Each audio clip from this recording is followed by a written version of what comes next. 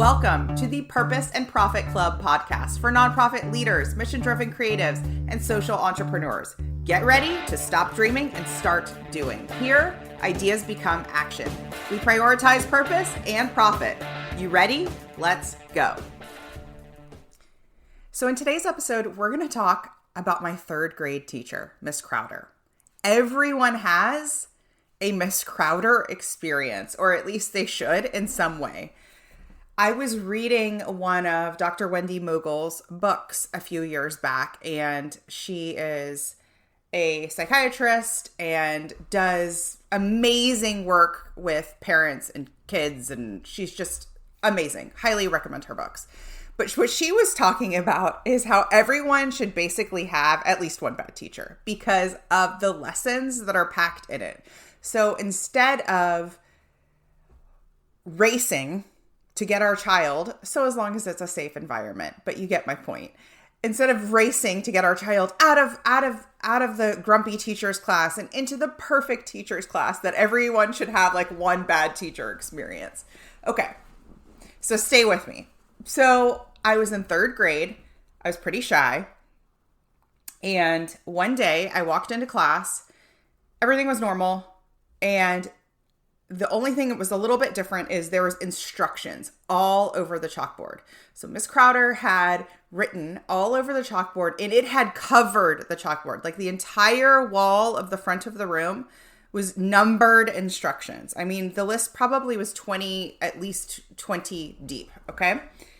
And she didn't say a word to us. So she was like different, right? She didn't say a word to us. She had us sit down, and then she said, follow the directions. So she handed us maybe a worksheet or something, like maybe a paper and pencil. But basically, she was hands off. She was silent. She didn't ask any questions. And she said, follow the instructions on the chalkboard. And it was like pin drop silence. Everybody was super engaged and following and listening, and, started at step one, and no one did anything. No one raised their hand. No one asked any questions. No one just didn't do the exercise. Everyone just did. It was very much like a study in like assimilation too. Like no one wanted to rock that boat. Okay. And I remember glancing at the numbers and being like, first of all, being annoyed, and also being like, what is happening? Like, what is this? And most people just jotted down and started right on one. And they didn't go to the end. Like, for example, they didn't read through 1 through 25. They just went step 1, step 2, step 3. And I remember kind of glancing over it and being like, something is off with this. Like my intuition at however old a third grader is was just like, this is not right.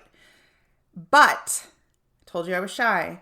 I didn't really do anything. I just decided, what's everyone doing? They're following the instructions, and so I should too. And so that's what I did. I just kind of got to work. But I read, like it was like number 26 or something. And at the end of the thing, it said, you don't have to do this exercise. And I was like, wait, what? And I looked around and everyone was doing the exercise. So again, I just decided to do it because I was like, maybe that's not what she means. Maybe I'm misreading. Like I had all of these reasons why what I was reading wasn't true. And I found it very confusing, and I went through the exercise, and it was like monotonous and annoying and clunky, and it was not fun work. And I did it. And it was such a lesson in what I call don't follow the leader. Do not follow the leader.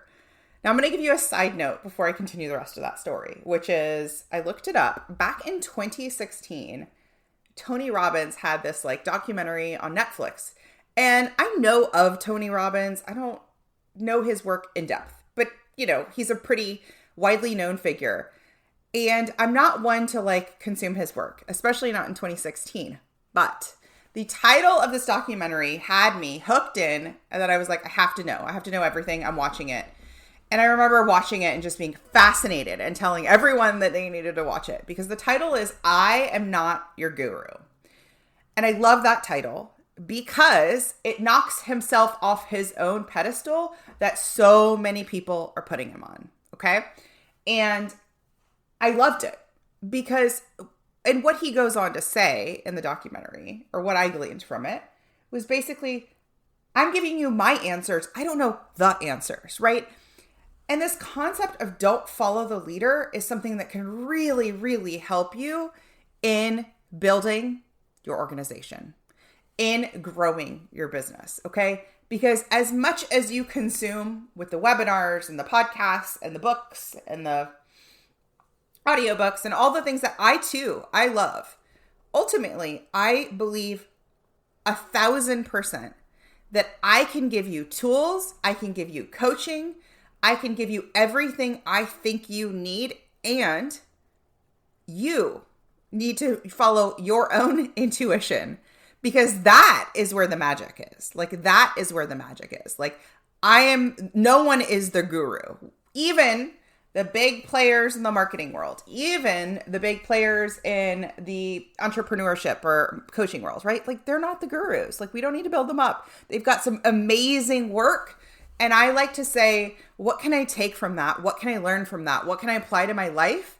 And also, what is my own twist on it? Like, it's not interesting to just copy what everybody's doing, right? It wouldn't be interesting if I was here spouting off what Tony Robbins was spouting off, or some other entrepreneurship book, right? And so that's why I love that documentary so much, is like, take what you like, leave the rest. And also, what lights you up? What's interesting to you? What can you add to this, right? How do you add your own flavor to this so that it's unique and different? Okay. So we're going to go back to Miss Crowder's class. So with don't follow the leader being at the top of my thought here, and also as I look back on it, what did I do? Number one is I followed the leader because she was my teacher, and I was, socialized that you definitely respect and follow elders, right? But I didn't follow my own intuition. I didn't follow that gut. I was like, what is this? This is not normal. And what happened was, after like an hour, I think the first person finished the project, and it wasn't me, it was whoever. They turned it in, and she like laughed. She like busted out laughing or something like that. And she was like, ha ha, gotcha. And the entire thing was a trick. The entire thing was, you guys never even had to do this. I was just tricking you, right? Is if you had seen the last number on the directions said, you don't have to do this exercise, right? And remember, I had read it. I just was like, well, maybe. No, I was number one, making excuses as to why that might not be true. Number two, I was assimilating, right? Of just like, what's everybody else doing? I guess this is right. Number three, I didn't want to rock the boat, right? I wanted to follow the leader, right? And it was such an interesting lesson because I was so pissed off by it hang on, I'm going to do the math. So I was 9, right? A 9-year-old Christina was pissed off about it and still remembers it all this many years later. And really the thing that I was pissed off about it the most isn't a little joke that she played on us, right? It was that I didn't speak up and I didn't say, I don't have to do this. It's right here. Number 26 says I don't have to do this, right? And so as you are growing, as you are deepening your work, as you are, I think, especially stepping into your own thought leadership and your own authority, this is something we work a lot on in my programs, right? Is honing in your unique voice. So you're not watered down. So you sound like you and not everyone else, and not like every other organization in your sector, every other founder in your sector, right? It's really important that you take what you're learning and you take what you want and you take what you like and you apply that. And you also use your own magic. You also leave what you don't need, because there's no one out there that is the absolute number one knows everything, all-knowing guru, right? Or all-knowing leader. There's just not. This is something that I've said to you before, and maybe you've heard me on one of my workshops say this, but if that was true, when you went into the bookstore, there would be one book on marketing, one book on entrepreneurship, one book on parenting, one book on pregnancy. Like they would just be like, here's the one answer, right? But there's not. There's 1,000 different ways you could do something. And what's interesting to me is to learn about the different ways you can do something and then take action and then decide what feels good and use your own gut instinct. Like use that, because that is how you get away from that follow the leader mentality, from that, you know what, I need to run this by another person, right? Or I really need my the CEO to look at this, or I really need my board to look at this, right? Because you're just looking for approval outside of you, right? What's much more interesting and what's much more compelling for your audience to see, whether it's on an email, a social post, a direct mail piece, a coffee date, a pitch meeting, right, is for you to decide what you should say and go into it 150% owning it. So what I learned that day in 3rd grade was partly about speaking up, which ended up taking me quite a long time to master. But it was also partly about forging my own path, right? And being willing for that path to be maybe not the path that everyone's going to take, okay? It's maybe not the path that 99% of people would go, yeah, that's the safe choice. Yep. That's the one you should do, right? And that's where the magic is. Like that is where the magic is. When I was pregnant with my son, my first child, one of the things that I knew for sure, was that I wanted to have a natural birth and I wanted to have a water birth in particular. And I just decided that that's what I was going to do. I didn't have friends that had done it. None of my friends really had children by then. I didn't really have somebody around me who was like, this is what you should do. And because of that, it was so hard to get buy-in from people around me. My family was like, what are you doing? This is a weird idea. And ultimately, I didn't need buy-in from them. Like I actually didn't need buy-in from people around me, right? The only buy-in I needed was for myself, and thankfully the support of my partner, right, is that he was on board too. But ultimately, if I had said, well, there's only one way to do it, and that's this way, and everybody needs to agree, and I have to follow the people who have led before me and how they did it, right, then I wouldn't have had and followed my own intuition, my own nudge, my own desire to do it differently. And I will say, in doing that piece differently, that meant that a lot of it was unknown. Like, of course, I could read about water birth in books and I could take classes and things like that. But ultimately, no one I knew, 0 people I knew had a water birth, I don't think. Yeah. And 0 people I knew had delivered at the hospital that I found that was performing water births. No one. And so it was just something that I had to trust myself and have, support myself on versus saying, who else is going to tell me this is a great idea, right? And the same thing is true in marketing. A lot of times I will get great ideas, just like you will get great ideas in your business or in marketing or in any aspect. And if you go and try and sell it to a lot of other friends, colleagues, stakeholders, they're going to have a lot of different opinions on it, right? And I don't want you to follow the leader. I want you to follow you. You're the leader. What do you think you should do? I like to run it through a filter. Like, is it a good idea? Does it make sense for you? So, for example, we're going to go to the childbirth example. If I was like, listen, my great idea is to, have my child in the woods, which I think is actually a thing. My filter would be like, no, that doesn't actually align with me and my values. And I'd like a doctor present.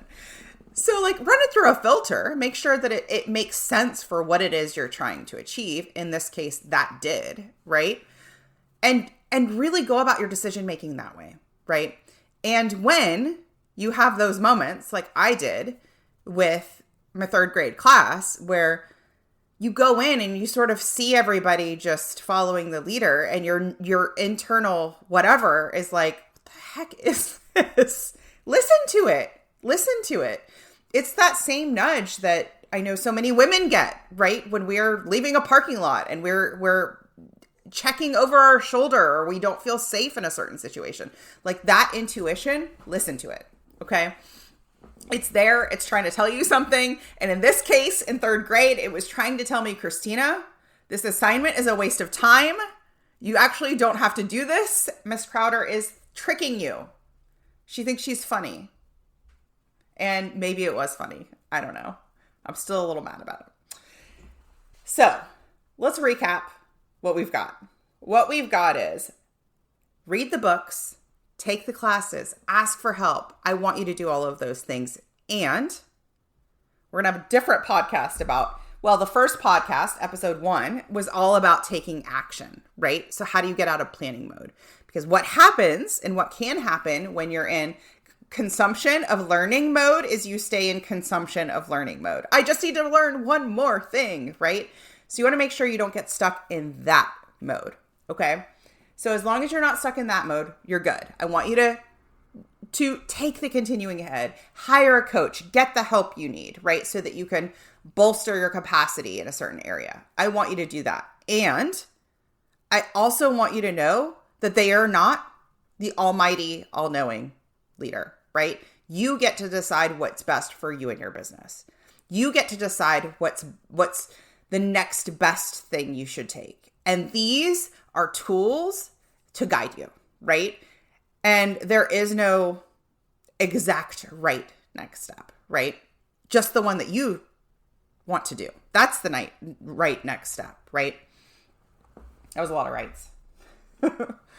So if this resonated with you, here's what I'd love. I would love to hear if you had a teacher like Miss Crowder. Tell me all about it. I want to hear all of the things about your bad teacher that played a trick on you, or just was grumpy, or anything in between. Come find me. Tell me all about it on Instagram at Splendid Consulting. And take a moment today to think about something that you've been working on, interested in, delving into, and think about, what is it that I really like about it and want to apply to my business? And what is it that I think doesn't quite fit in my business and I don't need to apply to my business? And I'm going to do it this way. I'm going to do it my way. Like, what is the 70% that's super helpful and the 30% that I'm actually going to go off script and do it my way? Because that's interesting. That's new. And that's really where innovation happens. So if you think about like a cell phone, same thing with a cell phone, right? Like before the iPhone, we had cell phones, right? We had ways to call and text people.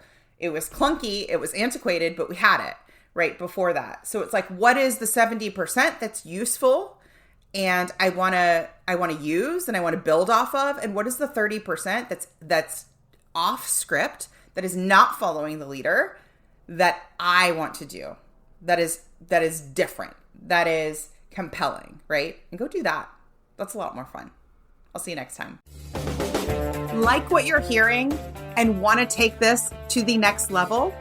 I want to invite you to go to purposeandprofit.club to watch my free class. In there, I will tell you the number one thing that's keeping your nonprofit or social impact business stuck and what to do instead.